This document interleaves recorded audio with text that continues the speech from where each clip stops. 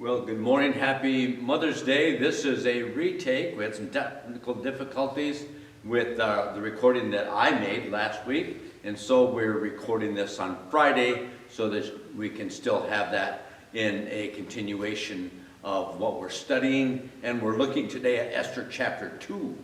Esther chapter 2, which is not a average Mother's Day, but it is the effect that anyone can have. In this case, it is a cousin that God places in that position.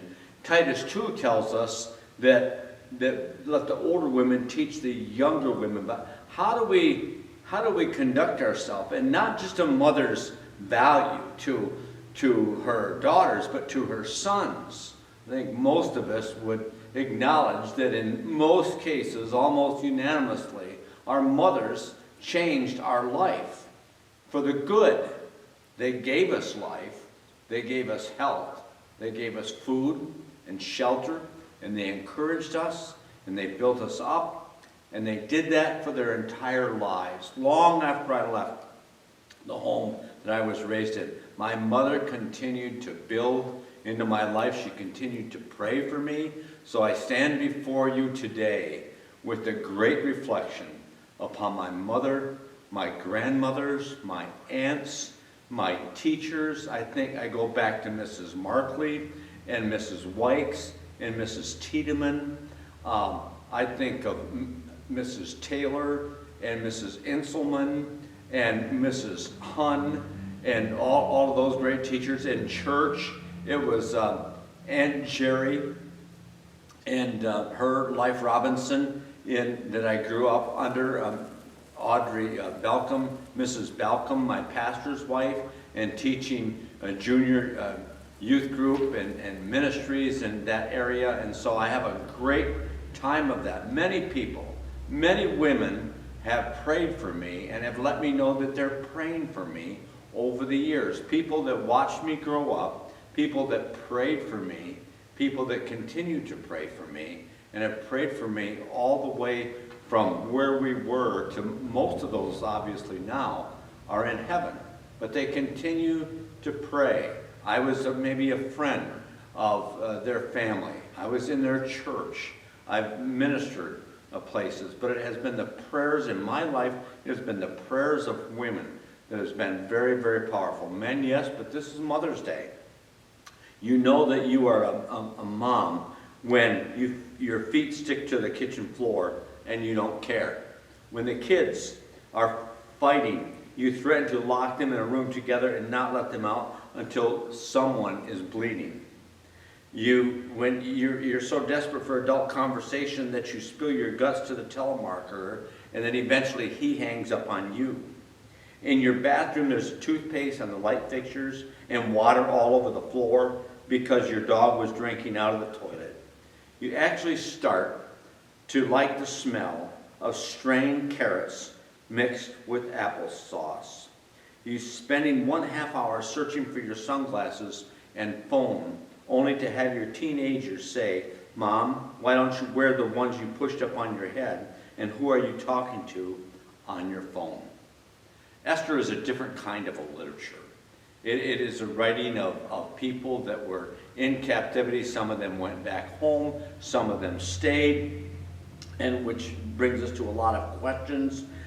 But as we look at this, we find in the New Testament, and also much of that you will discover in the Old Testament, and because it was different kind of literature, I think perhaps we're a bit frightened by it. What do we do with the whole thing of slavery? How do we understand that? How do we understand that with captives, with people held against their will?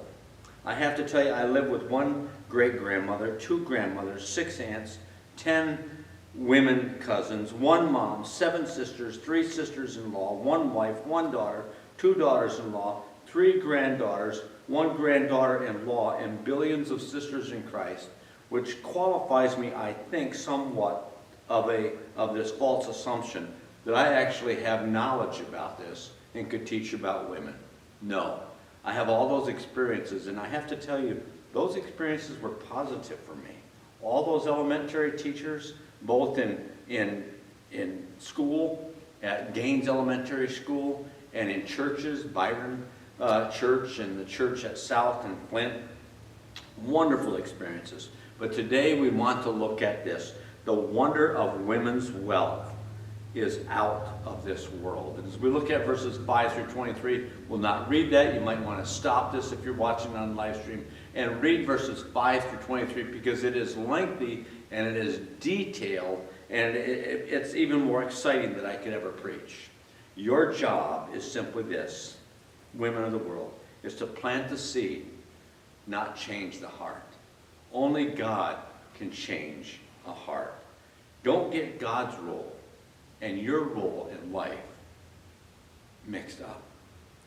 Stop blaming yourself for not being perfect. You did the best job you could. Be this in all things in life. Be a presentist. Be someone who would write to a younger you and say, you're doing well, you did well, you weren't perfect.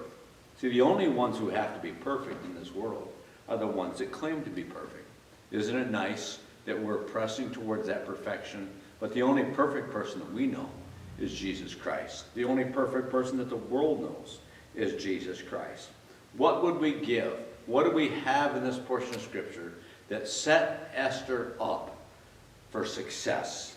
Well, first of all, in verses 5 through 7, the character within God's sovereignty. Character is the issue. Communication is important. Competence is important. Commitment is important. But nothing is more important. Nothing do we value more of the women of the world building into other individuals than character. Their yes is yes and their no is no. Their commitments are real. So first of all, the character within God's sovereignty. In the invincible and invisible hand of God sees you. God is aware of you.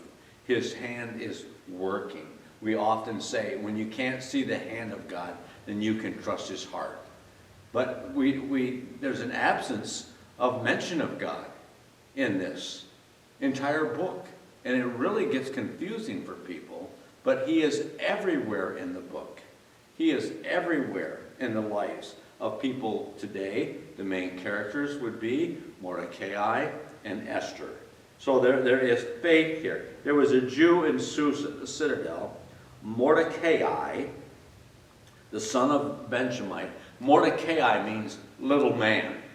And so I don't know whether he was the firstborn child or whether he was the first son, but for whatever reason, they named him Little Man. I don't know whether he was small. I don't know whether he was just small at the time. We don't know any of that. But we know that there was a faith.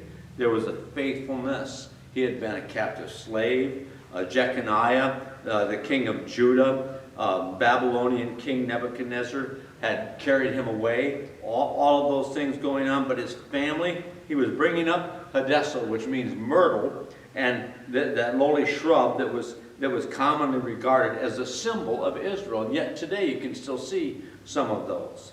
But Esther is the Persian from the word to hide. It means hidden. And there had to be times in her world, there has to be times in every young man, every young woman's life. Maybe it carries on to other times in our lives when we're going through valleys that we feel like we're invisible. No one sees us. No one regards us. None of that is there. And so it's not. She's an orphan daughter of Mordecai's uncle. So she's father and her mother are gone. And she has this cousin who's there with her. Cousin Mordecai took her in as his own daughter. Why? Because every guy, every gal needs to be protected. And for a lot of reasons in this setting, she needed to remain hidden. She needed to stay that way. So there's character within God's sovereignty, but there's character within God's selectivity.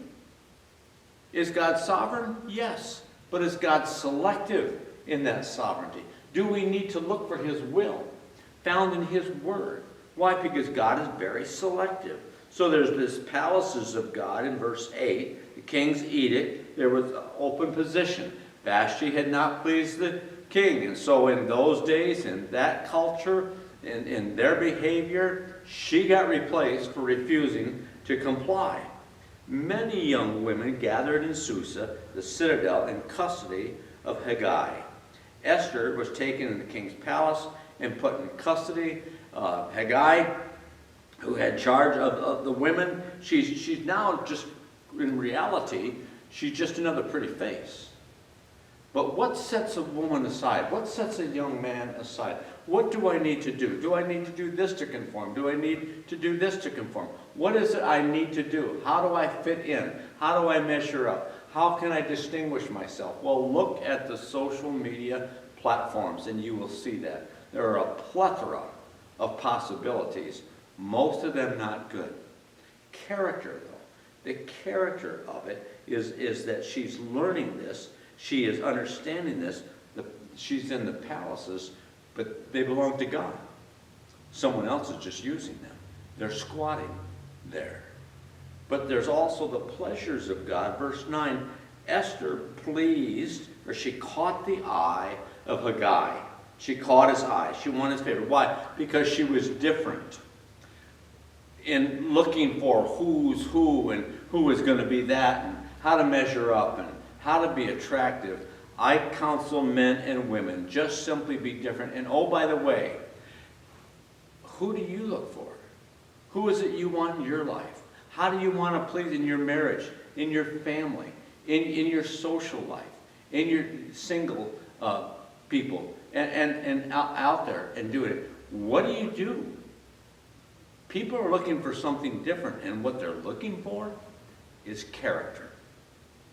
And we're going to see that in her life, and that is because of God, that is because of the people in her life, and Mordecai is one of those. So she pleased him. She's advanced her and young women to her to the very best place in the whole harem. And that was the culture at the time. The people of God there in verses 10 and 11, Esther kept her ethnicity on a need-to-know basis. And Mordecai said, other people don't need to know. They don't need that. You need to just be the woman of God that you need to be. We need to just be the men and women of God that we need to be. And we need to build into the lives, as this cousin Mordecai, as women do normally. Women are very nurturing. Very nurturing. There's a nurturing store. It's around the country and in Canada. Nurturing. It is those things that people are going to need at certain times in their life. It's giving that. And so I recommend that store to you because I know one of the leaders of that organization. So there's the palaces of God, the pleasures of God, and the people of God. She keeps this secret, the knowledge of how she was holding up. He was watching that. It says in verse 11, he kept aware of that. He needs to do that. Doesn't that sound like your grandma? Doesn't that sound like your mother? Doesn't that sound like your sister? Doesn't that sound like your cousin? Doesn't that sound like your spouse? Doesn't that sound like the person, when you hear their name, your heart begins to race? You get excited about seeing them. Why? Because that is a natural part of character that imparts character and charm and all of these different things in our life. So there's character within God's sovereignty, within God's selectivity, but there is character within God's sufficiency. Because there in verses 12 through 14, the invincible heart of God schools you. There's a sufficiency in God's timing of her training. A sufficiency in God's timing in her timing. 12 months. There's a sufficiency in God's timing of her term. All of those things we understand that God is sufficient, that God will suffice, that God will supply. But it's in His time, not in our time. There's a sufficiency in God's timing of her transformation. She's a slave girl. That's all she is, and all of a sudden she's catching the eye of everyone. And again, is it because she was easy on the eye? Is it because she was so good looking? Is it because all of those things are true, but what set Esther apart was her character. the character that she had. There's a sufficient in God's timing of her king taken with her explicitly. He's looking at this entire array of women. And what stands out? The character of Esther. There is absolutely nothing more valuable in anyone's life than their character. That they speak the truth, that they speak the truth in love, that they care about that. But the fourth thing is there's character within God's stations. The invincible scriptures of God situate you. We laugh about that all the while. People say, how are you doing? Pretty good under the conditions. Under the conditions. Under the situation. I've got a situation. It's complicated. All of our lives are complicated. They tell us in psychology circles that if all of us went into a room and we took our shoes with all of our problems and put them